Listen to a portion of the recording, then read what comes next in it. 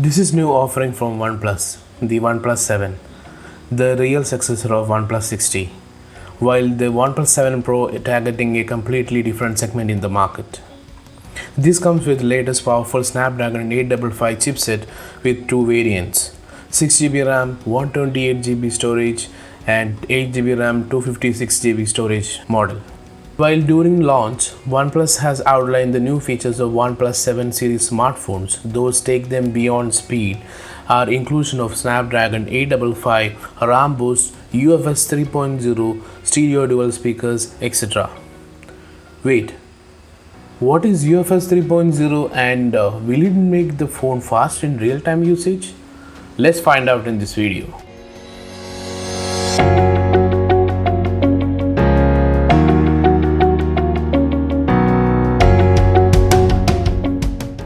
The performance of your phone is dependent on a number of factors, and the quality of the storage is important one that can have huge impact, especially in the long run.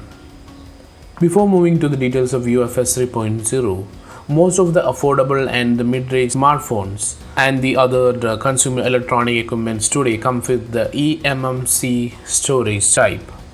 eMMC stands for Embedded Multimedia Card, similar to what we get in SD card. eMMC storage solutions are of different ranking, with eMMC 5.1 being the latest. You guys have been noticed that your phone or your previous device become unresponsive when it near to its maximum capacity it offers. This is because your eMMC storage performance degrades with time as you keep filling it. To avoid this performance degrade, you need to keep about 20% of storage free at all times. UFS stands for Universal Flash Storage, and Samsung is the one who introduced UFS storage to the smartphones with the Samsung Galaxy S6 and S6 Edge. The same is now available in many other phones, especially in the most of the flagship phones. Let's see what is UFS. The eMMC or Embedded Multimedia Card is a go-to memory solution for the many consumer electronics, including tablets, smartphones, e-readers and other mobile computing devices. UFS storage is way faster than regular eMMC storage. Unlike the eMMC storage, your processor can read and write into simultaneously, and there is a command queue too, which further makes the communication between the CPU and storage controller more efficient.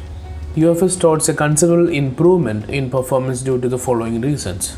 The first one is UFS can read write simultaneously, and the second one is multiple commands can be addressed at the same time and the order of tasks can be changed accordingly. Let's see some of the features of UFS 3.0. UFS 3.0 specs were published in early of 2018, but it's only this year that we will see the storage make it to the real world devices. UFS 3.0 being the latest iteration of the Universal Flash Storage, it basically incorporates support for the latest high-density NAND memories and supports latest and smarter interconnection between your phone's chipset and the memory for the faster and more reliable communication between two. Overall, UFS 3.0 storage could almost double data bandwidth while consuming lesser power. The storage can be also withstand higher temperature range, like from minus 40 degrees Celsius to around 105 degrees Celsius, which makes them more suitable for automotive applications. Another important UFS 3.0 feature is support to multimedia RPMBs. The RPMBs are the hardware partition that used for securely storing the critical data like the billing information, DRM and content protection keys, etc. RPMB regions are fixed at manufacturing and are also configurable at manufacturing. Let's see the difference between the UFS 3.0 and the predecessor UFS 2.1. Theoretically, it would propagate 2 times increased speed, as it is designed for twice the bandwidth of the current UFS 2.1 standard. Moreover, these communication channels between the chipset and storage will be relatively better trained to handle the consistent application workload because of the additional quality of service feature. It is optimized for the significant reduction in device power consumption, and it will make flash storage more reliable at a greater range of temperatures. So now you can capture 4K and even 8K video without troubling the handset too much. Let's come back to the OnePlus 7. The OnePlus 7 comes with the latest UFS 3.0, and to test its storage ability, I have used an app called Cross-Platform Disk Test, also known as CPDT.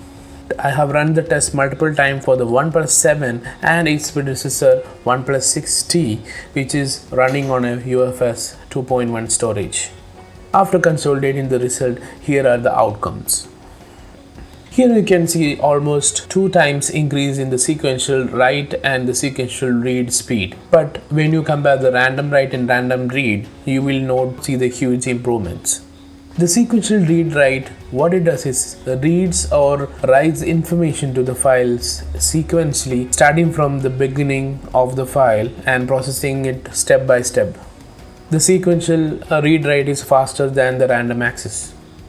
Here you can see the difference in the OnePlus 7 is a clear winner here, since the UFS 3.0 comes with the 2x bandwidth of UFS 2.1. The random read write means it will read or write information anywhere in the data file. This type of operation is also called direct access because the system knows where the data is stored and hence goes directly and reads the data. In this case, we did not see much improvement in OnePlus 7 compared to OnePlus 6T, and the RAM read of OnePlus 7 is a bit less compared to 6T. So it means, considering most of the read-write operation are random in the real-world scenario, there are not much difference between UFS 2.1 and UFS 3.0, or here we can say between 6T and 7. So OnePlus 7 comes with the UFS 3.0, but it cannot outperform OnePlus 6T because of its random read-write capabilities. This does not mean that OnePlus 7 is not a fast device. Yes, it is one of the snappier devices available in the market, along with the even more snappier OnePlus 7 Pro. Hope you guys enjoyed this video. If you like this video, please like and share the video, also considering the subscribing the channel. Stay tuned for the next video. Thanks for watching and have a great day.